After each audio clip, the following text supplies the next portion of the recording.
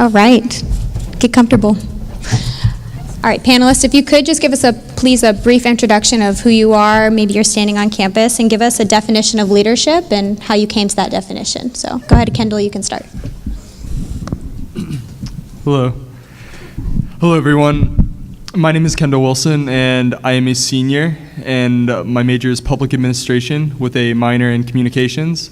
And some of the organizations that I'm involved with on campuses, I am in Pi Kappa Phi fraternity. I'm an Elite Owl leadership and service ambassador, and I'm also in the Toastmasters Club, which is an organization with an emphasis on leadership with public speaking.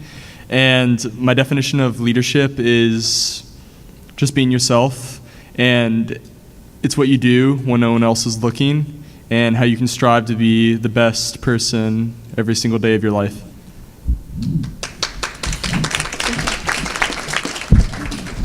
Hi everyone, my name's Timmy Jadot. I'm a junior majoring in communications, and I'm minoring in leadership. Some of the organizations that I'm involved with on campus are CSA, which is an acronym for Caribbean Student Association. I'm also involved in KK, which stands for Convict Creole. What leadership means to me is doing the right thing when no one's looking, like Kendall said, and just being the best person you can be, and making sure what you do doesn't always, doesn't just affect you, but affects others and others' lives. So that's my definition. This is super awkward. Hey y'all, can you hear me? Yes, okay. My name is Gabby Gibson. I am an English major and a leadership studies minor. I am involved on campus in Alpha Zeta Delta, my sorority. I'm a resident assistant in Parliament Hall, and I'm also an Elite Owl, so lots of things going on. My definition of leadership is that leadership is a ripple effect, so it doesn't necessarily have to be a big giant wave, but it is that one choice that you make that kind of just ripples within the giant ocean, if that makes any sense.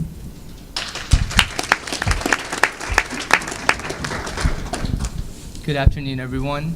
My name is Rahat Verma. I'm a junior majoring in neuroscience and minoring in psychology, and I attend Wilkes Honors College of Florida Atlantic University. I'm involved in many organizations and very blessed to be in student government. I'm the director of the Council of Student Organizations. I also serve as the president of our pre-medical society on campus, the vice president of our wholesale organization, and the treasurer for our Foundation of International Medical Relief of Children. For me, leadership is getting to know who you are as a person, growing each and every day, and challenging yourself and others to be the best version of themselves. Thank you.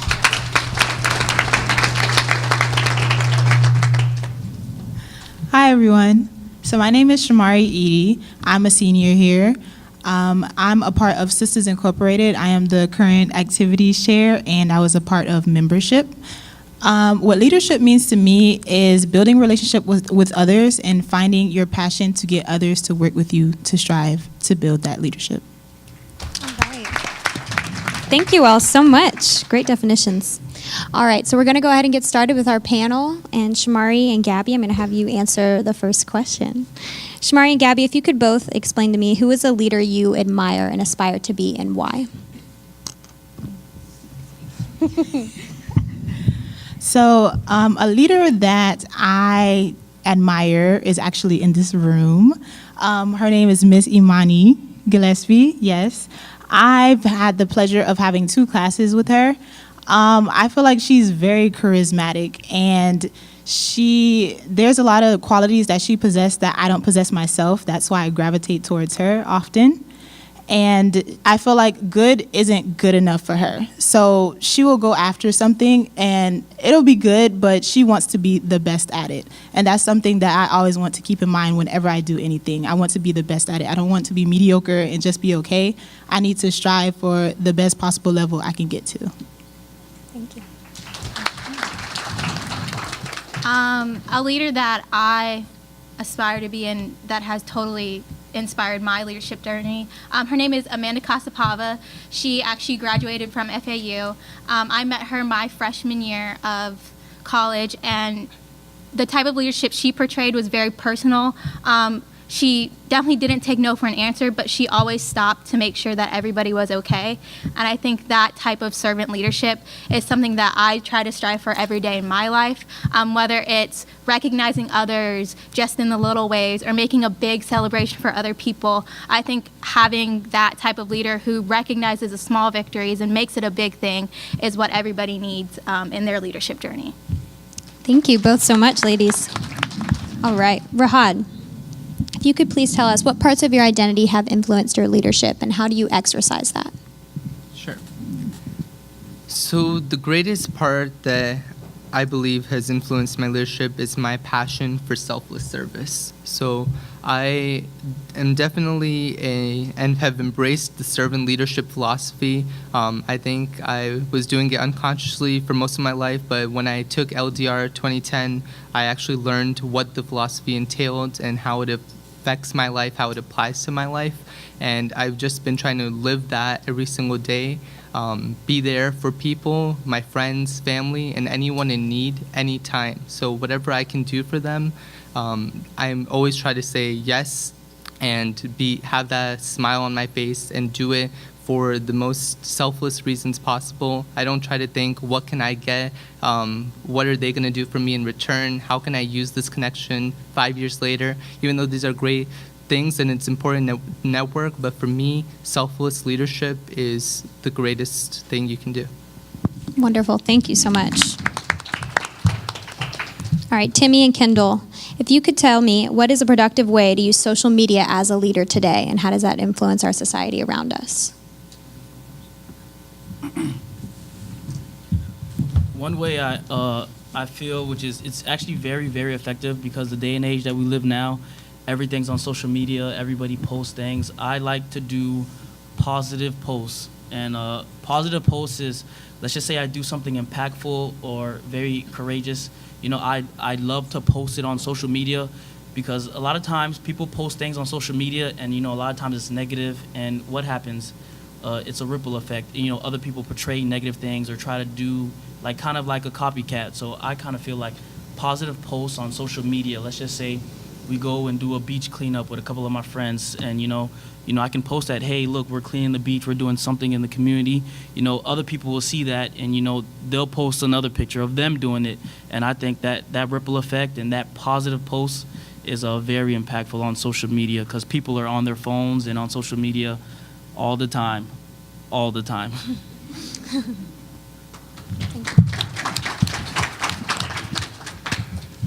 So in the 21st century, social media is such a wonderful tool that we have the privilege to utilize, and it's important to utilize that. Now, I said earlier that leadership is what you're doing when nobody's looking. So when you're making a post on social media, make sure whatever that post may be, for instance, for me, I usually tend to make it positive, do that outside of social media as well. You know, if you're doing a community service event and you're posting about it, well, make sure you're doing more than just that community service event that you're doing. Go beyond that and start to cause those positive ripples of change because what you're saying on social media, people are looking what you're doing off of social media, and that is just as important as posting. Very important. Thank you. Gabby, if you want to speak to that as well, could you just add on outside of social media, what's an individual step people can take to create positive change? Yeah, kind of like what I said before, I definitely lead with encouraging other people's hearts. In today's day and age, it's really easy for us to kind of think about how we are, what are we doing as leaders, what actions are we taking. But when we're able to kind of sit back and reflect and see what other people are doing, it allows us to strengthen who we are as leaders. So as an RA, I make sure I take every Wednesday to do We Rise by Lifting Others Wednesday. And it's just something for me to sit back and be like, my team is doing an amazing job. They're amazing people. And it's not anything that I've done. It's because of what they've done and the kindness that they've put out in the community. Thank you so much. Does anyone else have any other steps that they believe? Go ahead, Shamari. So I think you can use your platform sometimes to get people involved with what you're involved with. So say you're a part of an organization, I feel like you can start these conversations up, whether it's on Twitter or Snapchat or anything like that, and ask them about a social change or something that they're interested in. And it could so happen that you are doing some type of community service or something that's involved in that, so you can lead them towards that way. So if they don't know how to start to get involved with things or how to be a leader, you can always use your platform to just slide it in there. Wonderful. Thank you so much. I want to just take a second and also first attest to everything everyone here has said. Just by sharing positive vibes, you definitely create that ripple effect. And an example, and I want to thank her right now, is sitting next to me, Gabby. There's so many times during the week she'll just send inspirational messages on our Elite Owl group chat, and it just warms all of our hearts, and it inspires us to share those same positive vibes throughout the day with as many people as we can. So definitely take advantage of all the forms of media that we have and use that to our advantage to create positive change. Thank you so much. Okay, Kendall and Timmy, again. What is the ultimate, this is basically the ultimate why question, but if you could tell me your legacy, something you want to be known for, your purpose. My purpose is to do the best that I can do for me personally and be able to help people, because a year ago I was the most negative person I knew. I was always complaining. I was just slouching around. I wasn't doing what needed to be done. And then over time I started to realize, that's no way to live. And I don't want people to be like the way I used to be a year ago. I want people to be able to get up and have that enthusiasm, have that energy, have that power to go out there, go in our university, in our community, in our state, in our country, in our world, and to create that positive change and beyond that. Because there's no reason to go around with a negative attitude. If you're negative, negative things are going to come. But if you're positive, if you're genuine, then genuine, positive things are going to come. And you'll be able to be the best person that you can be. And those around you will begin to change and transform, because someone did that for me, and I want to be able to push it forward. Thank you. The legacy I want to leave behind is, I want to leave behind that, Timmy Jadot was someone who cared about everyone, did the best he can do, be the best person he can be, and wasn't really selfish. It reminds me of a story that I want to share with you guys. It's a story about these two men, and these two men were businessmen, and they killed it in business. They were financially well, they killed it. And then later on in their life, they became terminally ill, and they were put in a facility to die.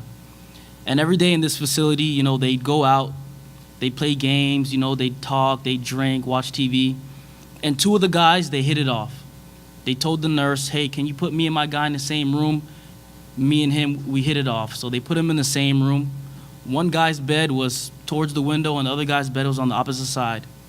And every day, the guy on the opposite side said, hey, can you tell me what you see out that window? And the guy would say, I see beautiful clouds, kids, couples holding hands, puppies running, beautiful everything. And the guy said, you know what, thank you. It really helped me with my situation. I'm about to die. 2 weeks go by, and the guy by the window passes away. And the nurse comes in, and the nurse, preps the guy, and the guy says, nurse, can you do me one favor? Before you take my guy away, can you put me by the window so I can see those beautiful things that he told me about? It really helped me with my situation. 2 weeks go by, the lady puts him by the window. He has enough courage and strength to wake up, and he looks out the same window, and all he sees was a big brick wall. He calls, screams to the nurse, hey, nurse, you remember my guy, right? She said, yes. He's like, he used to tell me about all these beautiful things. Can we please get this big brick wall removed? And she said, you didn't know. And he said, no what? And she looked at him, she said, you didn't know? He's like, no what? She said he was blind. She said he couldn't have seen out that window even if he wanted to. She said, you didn't know every day he did it because he knew it brought you happiness. Every day he did it because he knew it brought you joy. Every day he did it because he knew it helped you with your situation. You have a blind man who's about to die himself, who looked out of a window and paint a picture that he didn't even see because he knew it served as a blessing to someone else. So as a leader, I try to leave my legacy knowing that everything I do should be selfless, and there should be a bigger purpose, So thank you. Thank you so much. Thank you.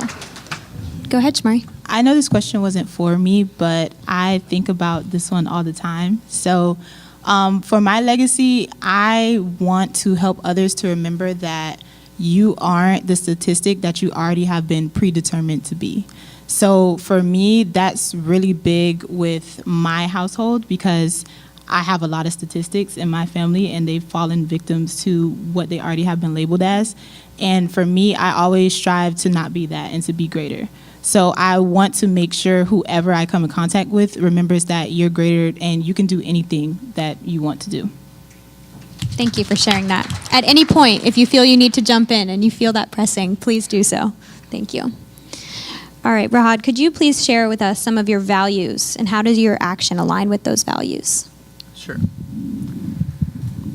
So values are extremely important to me. I think it's the things that we keep most close and most close and dear to our heart. It's something that we should base our lives off of and not just talk about, but align all of our actions with. The three that I try to embody the most are authenticity and integrity, selfless service, and perseverance.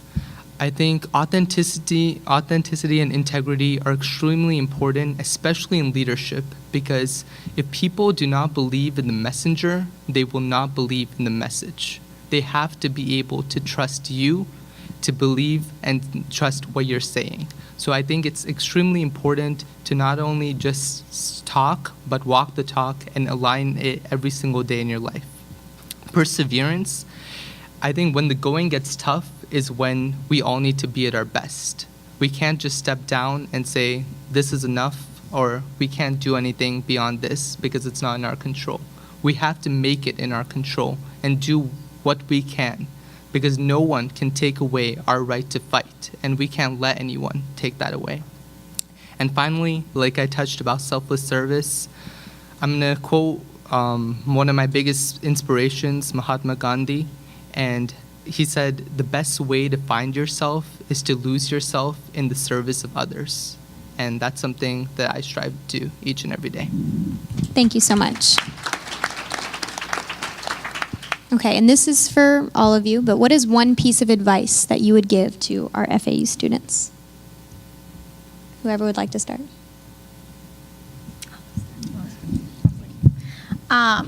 One piece of advice that I would give anybody in this room is to remember that you have nothing to prove, but everything to share. And simply by that, I mean that we live in a very competitive age where it's easy to get lost in somebody else's storyline.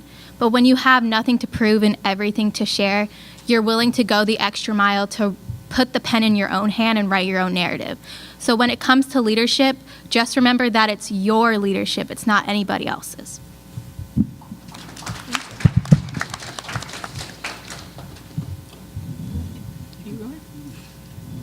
Okay. One piece of advice that I would leave anyone at FAU is get involved, honestly. I would say get involved. After my sophomore year, I feel like once I decided to join something or at least find people who are very positive and want me to do better, that's when I started doing better academically. Before that, I guess you can say I was doing mediocre work, like I wasn't trying as hard. So I would say find those who really want to see you do better. And it might be annoying because they might hit you up and be like, did you do your homework today? Or, are you being responsible? Like, are you trying to go out to this party, but did you do your homework though? So it's honestly, it's annoying, but it's for the betterment of yourself and you will really appreciate them. So get involved and find people who really want to see you be great.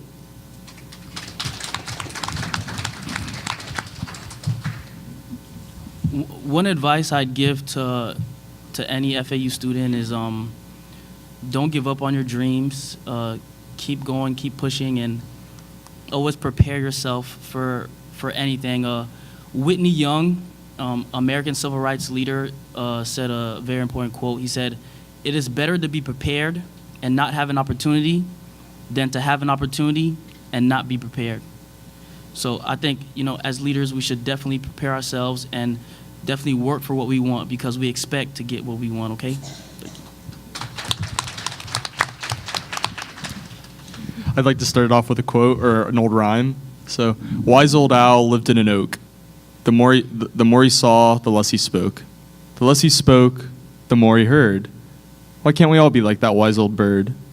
And what I interpret that as is to listen more. We can all learn from each other, and that knowledge can be used to help each other. So listen to what each other has to say and try to learn from the other's point of view, and that'll propel us all to do amazing, superior, excellent things. And what I would say to you guys is just echoing what all four of these individuals have said. First, take advantage of the opportunities that we have. We are all in a situation where we're extremely blessed. So remember, whenever something's not going your way, what I say to myself is, I'm too blessed to be stressed. So don't let whatever obstacles are in front of you dictate your course of action. You need to overcome those obstacles, and it all starts from inside you. So come up with that motivation. Keep those positive people around you and become an agent of change for others as well. Thank you all so much. Wonderful advice. Okay, so now during the panel, we asked the audience who RSVP'd questions that they could send in. And so I'm going to ask at least 2 of those. And this is open, but I may ask that only one of you would speak to answer. Okay, so my first question is, recall one of the most difficult decisions you had to make as a leader, and how did that affect your leadership?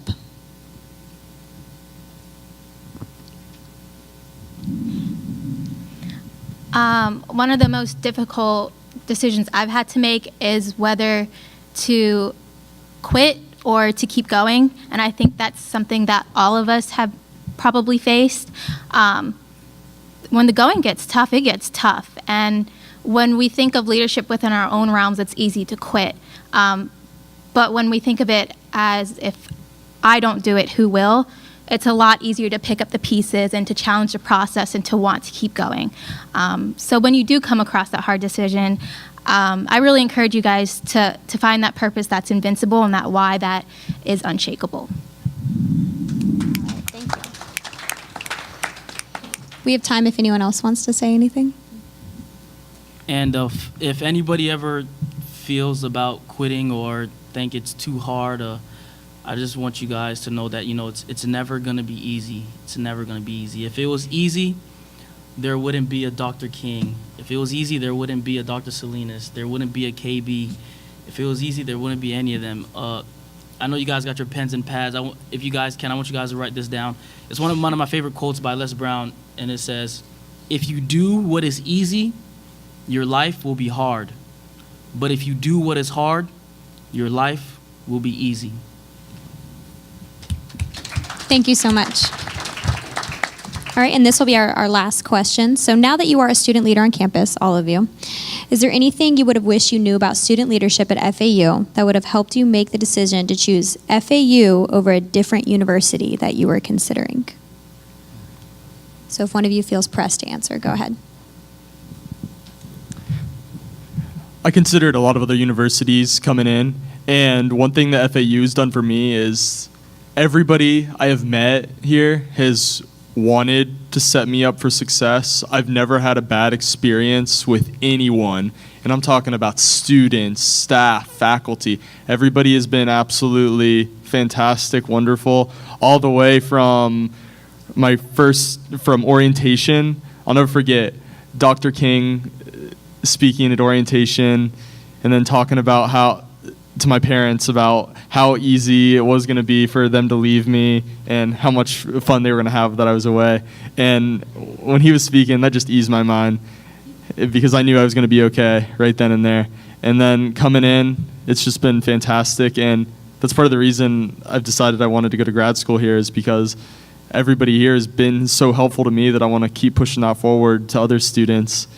And it's just been fantastic. So I wish just everybody's wanted to set me up for success. And I want to do that for every student here and every person I ever meet. Thank you. Would anyone else on the panel like to speak to that? Okay. All right, so I guess this will be our last question now that I think about it. But what obstacles did you face while you were trying to develop your leadership theory? And how did that help develop it? I would say stepping out of my own head. So I'm someone who lives in my head constantly, and I have to remind myself that I can do whatever it is that I choose to do. So one of my favorite examples is when I did an obstacle course with my class with Dr. Burke, and when it was my turn to go up, I really didn't know if I was going to get down. I didn't know how I was going to get across. I just couldn't. I froze mid in the obstacle course. So Dr. Burke kept telling me, Shamari, success is right in front of you. And I'm just like, I can't do this. I wanted to cry so many times. But I think I stopped myself a lot from doing a lot of things. And what I have learned is that I can still be afraid, but get it done anyway. So that's honestly how I persevere now. I live in fear, but I'd be like, it's okay. I could get it done anyway. Thank you so much. All right, so that is our time now. If you guys want to give a round of applause for our panelists.